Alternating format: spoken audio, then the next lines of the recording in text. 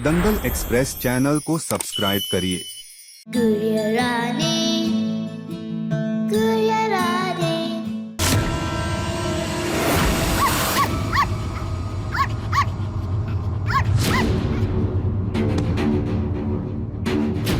हो गई तसल्ली?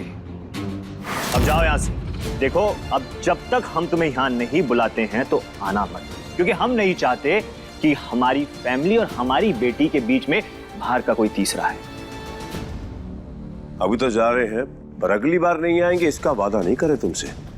बेटी को लेके जहाँ पे रिकॉर्डिंग है वहां पहुंच जाना, फिर हम सोचेंगे। नहीं तो अगली बार जब हम आएंगे ना, तो यहीं तुम्हारे घर पे धरना देके बैठ जाएंगे जब तक रिकॉर्डिंग नहीं हो जाती। समझे?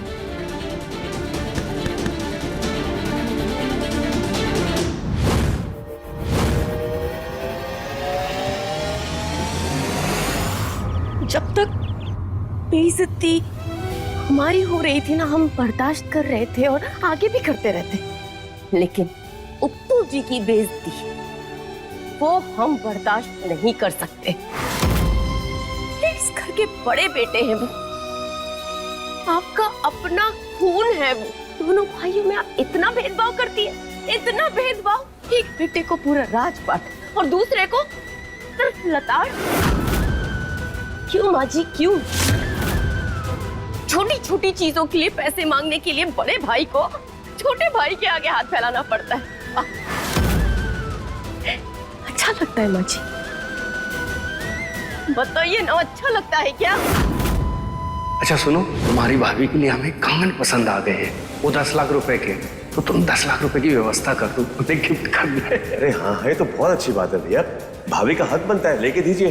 पर आप भाभी से बोलिए कि वो जोहरी को घर बुला लीजिए, पैसे हम दे देंगे। और उस दिन तो मोहन ने हद ही कर दी, वो बहन जी भी बितक गए।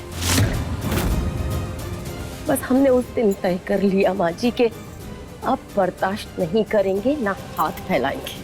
अपना हक है और अपने हक को छीन कर लेंगे। थोड़ा सा दिमाग लगाया, थोड़ा सा, और जो चाहिए था ले लिया, पूरे 50 लाख रुपए।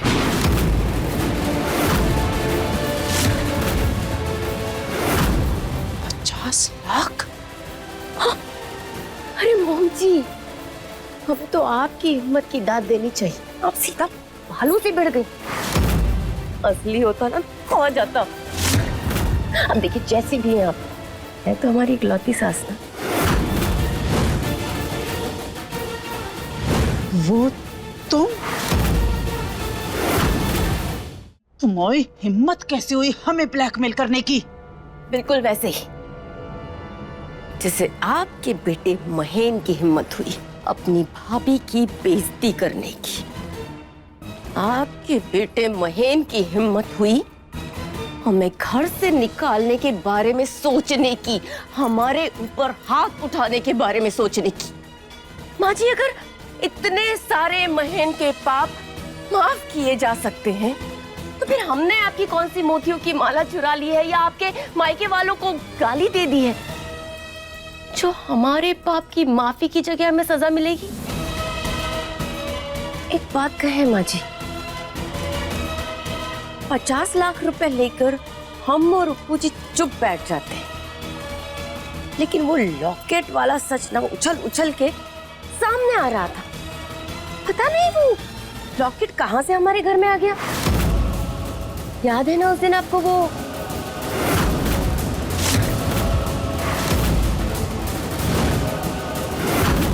तो मतलब हमने तुम्हारे गले में लॉकेट देखा था? हमारा वहम नहीं था वो? बिल्कुल नहीं माँ जी, वो सच में हमारे गले में था। पर हमारा नसीब देखिए, उसी दिन हमसे कहीं खो गया। कितना सुंदर लग रहा है ना मम्मा? बहुत सुंदर। गुड़िया, मतलब रानी को अच्छा लगेगा ना? रानी देख के खुश हो जाएगी ना?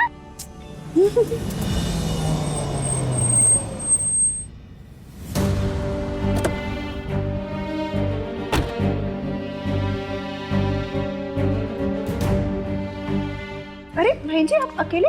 रानी कहाँ है? क्या हुआ? बहुत परेशान लग रहे हैं, क्या बात है? अमित ने गुड़िया और उसकी माँ को नाना और नानी के घर भेज दिया है, वो भी सागर से बाहर। तो गुस्सा नहीं आएगा? तो कब आएगी वो? हम कहकर आए हैं, तुरंत बुलवाइए उसे, हमारे घर पे भेजिए। हमें उसकी अब मेरा मतलब है कि परी को उसकी जरूरत है। परी बेसब्री से उसका इंतजार कर रही है और हमें भी गाना रिकॉर्ड करना है। और हमारी परी की, टाइगर की और आपकी खुशी के लिए गुड़िया का यहाँ पे होना जरूरी है। हम तो कल ही उसे भेजने के हक में नहीं थे, पर आप लोगों ने हमारी एक नहीं सुनी।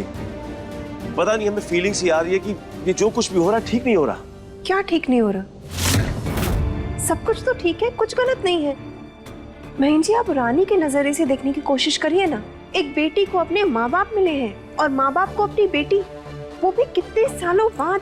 तो उनकी खुशी, उनका एक्साइटमेंट, मिलना मिलाना सब बनता है। क्या गलत है इसमें?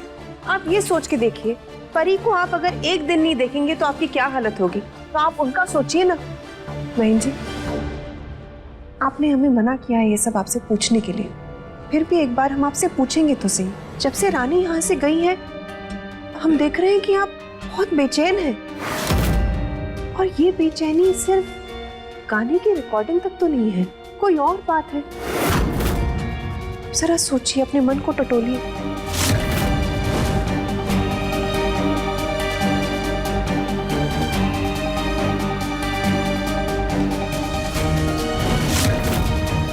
क्या लग रहा है आपको?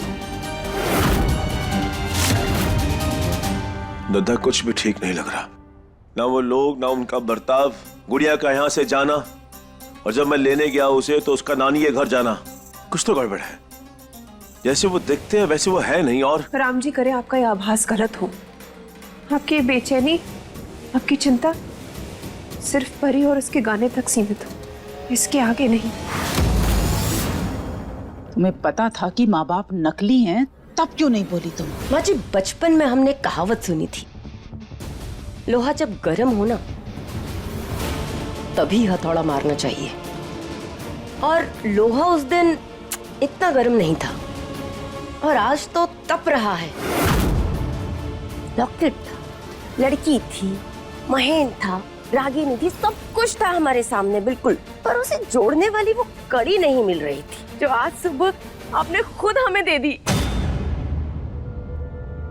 हमने? अलख निरंजन, अलख निरंजन। बाबा ढोंगी? ना ना ना ना ना ना माँ जी, अपने ही बेटे को ढोंगी कौन कहता है?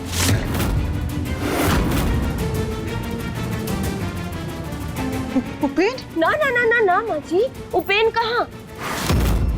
नाकारा, निठल्ला, बेवकूफ, बदतमीज, सब कुछ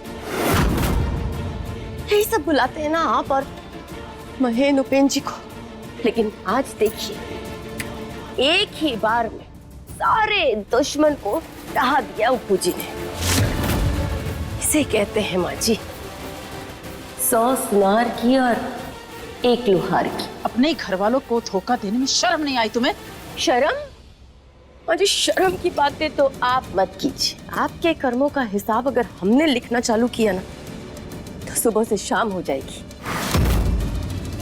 हमने तो बस वही किया जो बड़ों को करते देखा और उनसे हमने सीखा।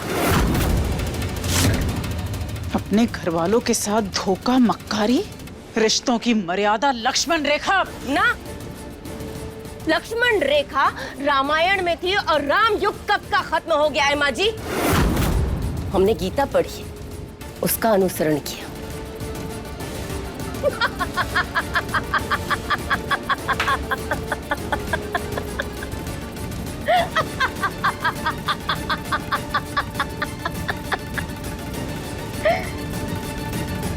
अब महाभारत बची है पढ़ने को। आप कहें तो अभी से युद्ध शुरू कर दें?